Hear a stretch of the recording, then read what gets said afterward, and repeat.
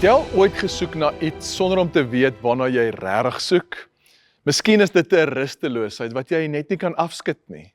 Of 'n gevoel dat iets ontbreek, maar jy kan nie beskryf as iemand jou daaroor sou vra nie.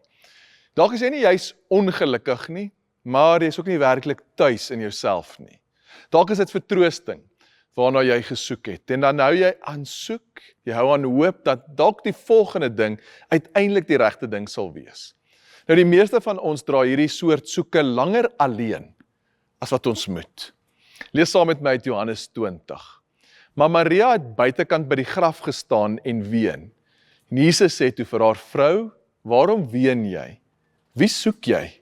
Sy het gedink dat die tuinier was en antwoord hom: "Meneer, as u hom weggedraai het, sê vir my waar u hom neergelê het en ek sal hom wegneem."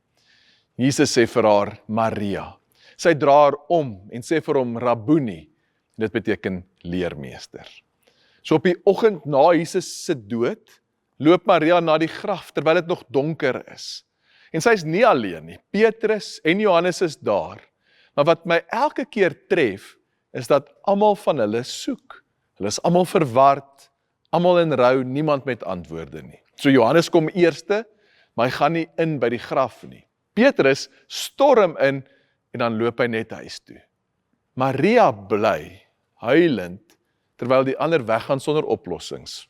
Hier is 3 soekers, en geen een van hulle voel dit minder, omdat die ander ook daar is nie. Nou dis een van die mees eerlike dinge oor hierdie hele opstandingsgebeure. Dit begin nie met triomferende gelowiges wat alles reg het nie. Begin met gebroke, de mekaar, verwarde mense, wat vir Jesus lief was, en nie geweet het wat om volgende te doen nie. En hulle soeke lyk niks so sekerheid nie. Dit lyk soos opdaag in die donker, omdat daar nêrens anders is om te gaan nie. En hier is wat ons ontdek.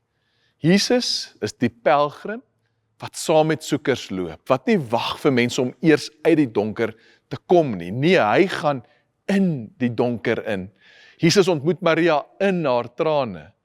Jesus ontmoet mense wat soek. En jou soeke. Hoe onseker dit ook mag wees, hoe alleen dit ook mag voel. Dis nie 'n teken dat God ver van jou af is nie. Dit kan dalk juist die plek wees waar hy die naaste is. In jou rusteloosheid, jou verlange, niks diskwalifiseer jou nie. God is getrek na hulle wat soek.